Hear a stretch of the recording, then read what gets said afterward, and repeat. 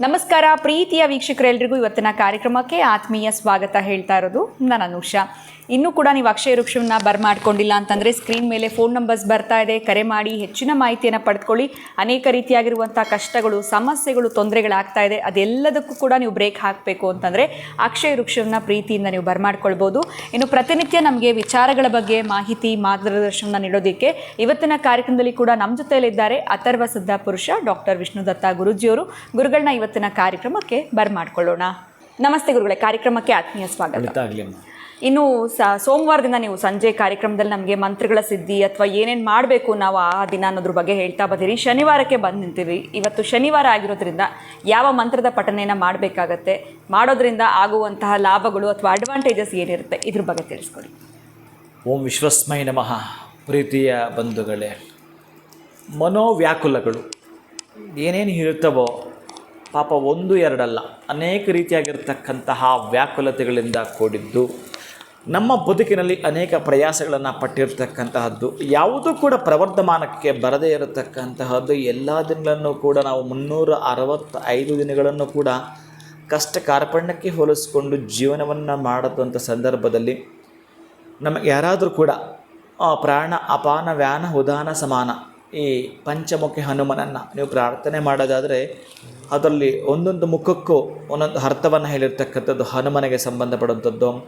ಅದರ ಅಶ್ವ ಆಗಿರಲಿ, ನಾರಸಿಂಹ ಆಗಿರಲಿ, ಗರುಡ ಆಗಿರಲಿ, ವರಾಹ ಆಗಿರಲಿ, ಈ 5 ಮುಖಗಳು ನಮಗೆ ಏನನ್ನು ತೋರಿಸುತ್ತೆ ಅಂತಂದರೆ ನಮಗೆ ಇಷ್ಟವಾಗಿರ್ತಕ್ಕಂಥ 5 ಕೆಲಸಗಳನ್ನು, ಯಾವುದಾದ್ರೂ ಸರಿನ ಅಂತಹ ಕೆಲಸಗಳನ್ನು ನಾವು ಸಕ್ಸಸ್ ಆಗಬೇಕು.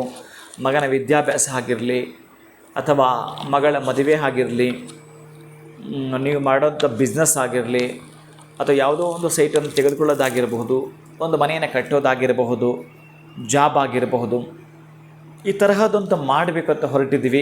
ನಮಗೆಲ್ಲವೂ ಕೂಡ ಯಾವಾಗಲೂ ಕೂಡ ನಷ್ಟವೇ ಆಗಿದೆ, ನಷ್ಟದ ಭೀತಿಯೇ ಆಗಿದೆ. ಆಮೇಲೆ ಇಂತಹ ಕೆಲಸಗಳು ಮಾಡಬೇಕಾದ್ರೂ ನಮಗೆ ಧೈರ್ಯ ಸಾಕಾಗ್ತಿಲ್ಲ.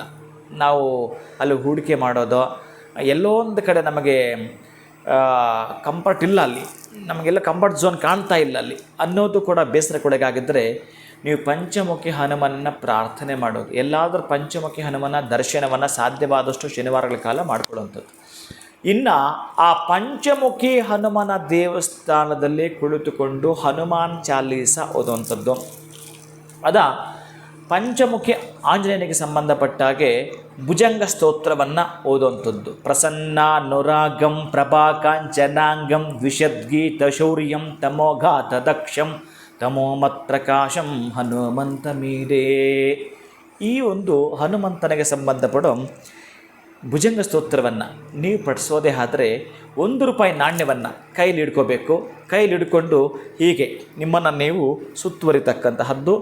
ಅಲ್ಲಿ ಎಲ್ಲೋ ಒಂದು ಕಡೆ ದೀಪ ಇರುತ್ತೆ, ಆ ದೀಪಕ್ಕೆ ಹಾಕುವಂಥದ್ದು. ಒಂದು ಸಲ ಇದನ್ನು ಪಾರಾಯಣ ಮಾಡಿ. ನಿಮಗೆ ಆ ಒಂದು ಹನುಮಂತನ ಭುಜಂಗ ಸ್ತೋತ್ರ ಬರಲಿಲ್ಲ, ನೋಡ್ಕೊಂಡು ಹೇಳಿ, ನೀವು ಗೂಗಲೆಲ್ಲ ಸಿಗುತ್ತೆ ನಿಮಗೆ. ಅಥವಾ ಹನುಮಾನ್ ಚಾಲೀಸ 5 ಬಾರಿ ಓದೋಕ್ಕಾಗ್ತಾ ಇಲ್ಲ ಗುರುಗಳೇ, ಕೇಳಿಸ್ಕೊಳ್ಳಿ. ಒಂದು ಬಾರಿ ನೀವು ಯೂಟ್ಯೂಬ್ಗೆ ಹೋಗ್ಬಿಟ್ಟು ಹೊಡೆದ್ರೆ ಹನುಮಾನ್ ಚಾಲೀಸ ಕೇಳಿಸ್ಕೊಳ್ಳಿ. ಒಂದು ನಾಣ್ಯವನ್ನು ಸುತ್ತುವರೆದು ಬಿಟ್ಟು ದೀಪದಲ್ಲಿ ಹಾಕ್ಬಿಡಿ. ಅಥವಾ ಮುಂದೆ ಇಟ್ಕೊಂಡಿದ್ದು 5 ನಾಣ್ಯಗಳನ್ನು 5 ಸಲ ಕೇಳ್ತಕ್ಕಂತಹದ್ದು ₹1 ನಾಣ್ಯಗಳನ್ನ 5 ಇಟ್ಕೊಳ್ಳುವಂಥದ್ದು. ಎಷ್ಟು ಸಮಸ್ಯೆಗಳಂತಂದರೆ ಬೆಂಬಿಡಿದ ನಮ್ಮನ್ನು ಕಾಡ್ತಾ ಇದೆ, ಬೆನ್ನು ಹತ್ತಿದೆ.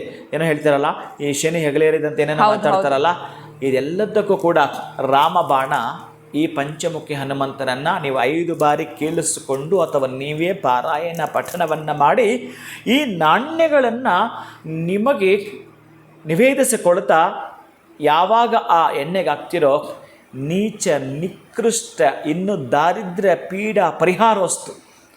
ಇನ್ನು ನಿಮ್ಮ ತಂಟೆಗೆ ಶತ್ರುಗಳೇ ಅಲ್ಲ, ಯಾವ ದುಷ್ಟಗ್ರಹಗಳೇ ನಮ್ಮನ್ನು ಬಾಧಿಸೋದು ಹನುಮಂತ ನಿಮ್ಮನ್ನು ರಕ್ಷಣೆ ಮಾಡುತ್ತಾನೆ ಇರ್ತಾನೆ. ಯಾವ ಜೀವಂಚಕಾಲಕ್ಕೂ ರಕ್ಷಣೆ ಮಾಡ್ತಿರ್ತಾನೆ. ಇದನ್ನು ಒಂದು ಶನಿವಾರ ಮಾಡಿ ನೋಡಿದ್ದೆ ಆದರೆ ಯಾವಾಗ ಈ ಶನಿವಾರದ ನೆಕ್ಸ್ಟ್ ಇನ್ನೊಂದು ಶನಿವಾರ ತನಕ ನೀವು ಕಾದು ಎಲ್ಲೆಲ್ಲಿ ಸಕ್ಸಸ್ ಕಾಣ್ತಾ ಇರ್ತೀರೋ ಮತ್ತು ನೀವು ಅದನ್ನು ಮಾಡ್ಕೊಳ್ತಾ ಬನ್ನಿ. ಇನ್ನು ಯಾರಿಗಾದರೂ ನಿಮ್ಮಷ್ಟೇ ಕಷ್ಟದಲ್ಲಿ ನಿಮ್ಮಷ್ಟೇ ತೊಂದರೆಯಲ್ಲಿ ಯಾರಿದ್ದಾರೋ ಅವ್ರಿಗೂ ಕೂಡ ತಿಳಿಸಿ. ಇದನ್ನು ಕೇವಲ 5 ಸಲ ಹನುಮಾನ್ ಚಾಲೀಸ ಕೇಳೋದು, 5 ನಾಣ್ಯಗಳನ್ನು ನಿಮಗೆ ಪ್ರದಕ್ಷಿಣಾಪೂರ್ವಕವಾಗಿ ತಿರುಗಿಸಿ ಎಣ್ಣೆಗೆ ಹಾಕೋದಪ್ಪ. ಇಷ್ಟಿಂದ ಚಮತ್ಕಾರವೇ ನಡೆದು ಹೋಗುತ್ತೆ. ನೀವು 10 ವರ್ಷ ಪ್ರೇಯರ್ ಮಾಡಿದ್ರೂ ಕೂಡ ಇದಕ್ಕೆ ಸಮ. ಈ 5 ಸಲ ನೀವು ಈ ಒಂದು ಹನುಮಾನ್ ಚಾಲೀಸ ಕೇಳಿಸ್ಕೊಂಡು ಹಾಕಿದ್ರಲ್ಲ, ಅಂತಹ ಅಭ್ಯುದಯದ ಪ್ರತಿಫಲವನ್ನು ತಾವು ಕಾಣ್ತೀರಿ. ಇದು ಬೆಳಗಿನ ಹೊತ್ತಿನಲ್ಲಿ ಮಾಡುವಂಥದ್ದೇ ಸೂಕ್ತ ಅಲ್ವಾ? ಹನುಮಂತನಿಗೆ ಸಾಯಂಕಾಲ ಸರ್ವಶ್ರೇಷ್ಠವಾಗಿರುವಂಥದ್ದು. ಸಂಜೆ 6 ಗಂಟೆಯಿಂದ 9 ಗಂಟೆ ಒಳಗಡೆ ಮಾಡ್ಕೊಳ್ಬೋದು.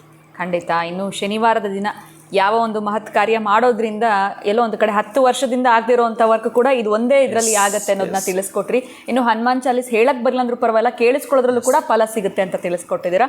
ಬಹಳ ಧನ್ಯವಾದಗಳು ಗುರುಗಳೇ, ನಮಸ್ಕಾರ. ಹರೇ ಶ್ರೀನಿವಾಸ.